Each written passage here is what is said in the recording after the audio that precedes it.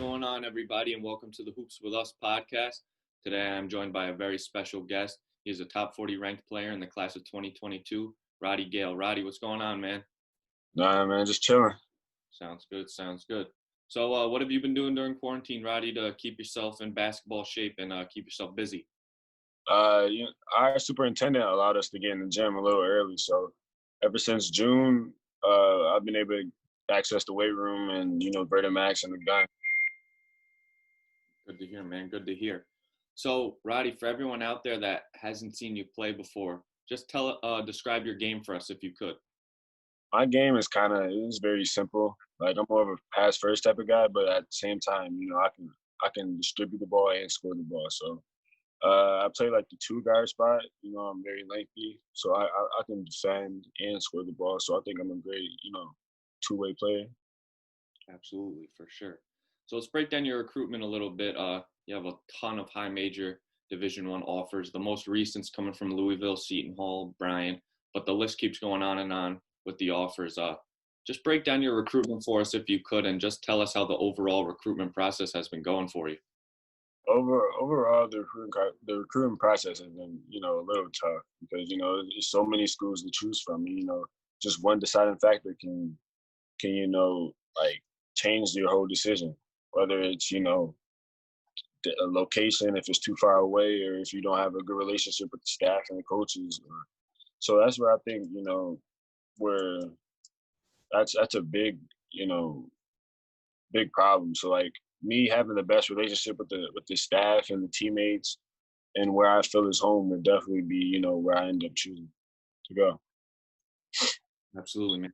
So June 15th was the first day that college coaches could start reaching out to players like yourself in the class of 2022 class. What are some new schools that have jumped into your recruitment that may have not offered yet?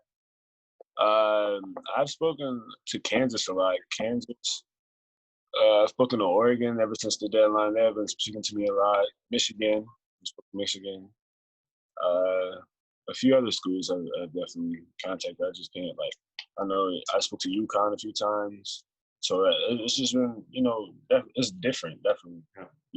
I was contacting these different schools. They're allowed to call me now. So, it's just a random pop-up text and it would just be like from, UConn or Kansas. So it's just, amazing experience.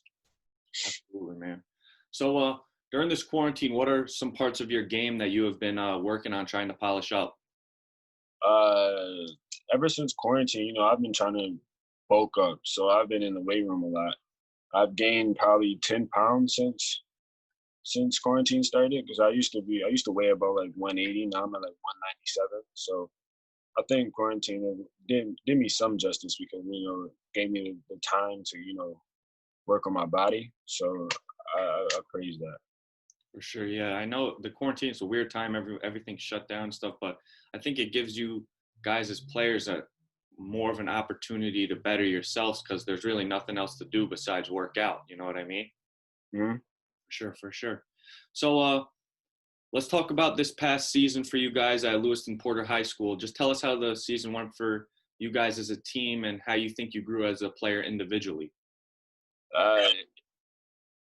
This year we didn't have a lot of seniors, so I believe that I had to step up as a leader and be the person that the guys look up to because I was the guy where I scored most of the points, so I had to get my teammates involved as well. So I believe that this year helped me become a leader and be someone that the teammates look up to.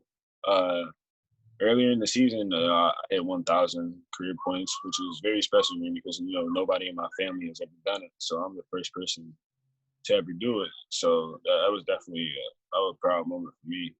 But later in the season, I came down with a high ankle sprain, which, it cut my short, and I had a concussion. So that was really messed me up, like right before playoffs. So our first playoff game, we got knocked out, unfortunately. But, next year, I just hope that we should be able to have a state run.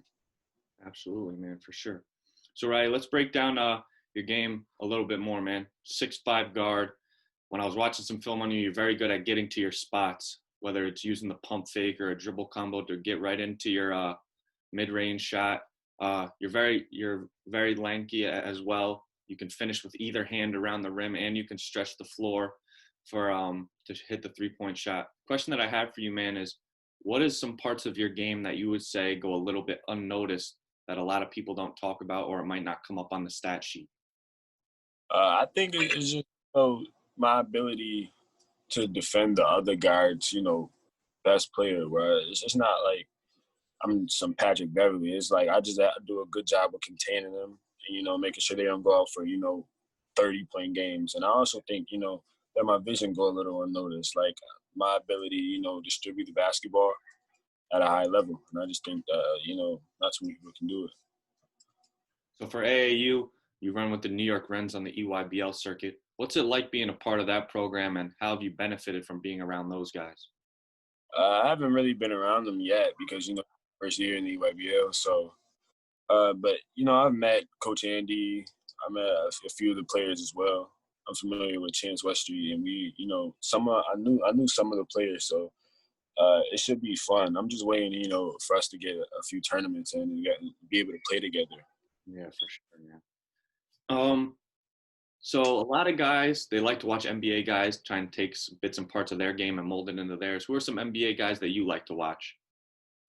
Personally, I like to watch Jason Tatum and Paul George. They're my two favorite, players in the NBA right now. Absolutely, absolutely.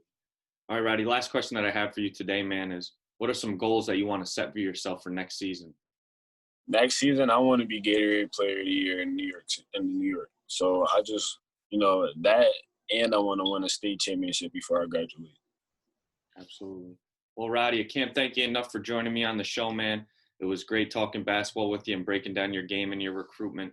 Wish you nothing but the best of luck in your next season, and I continue to watch your recruitment blow up, man. Yes, sir. Thank you. Yeah, no doubt, man. Stay safe. I'll be in touch.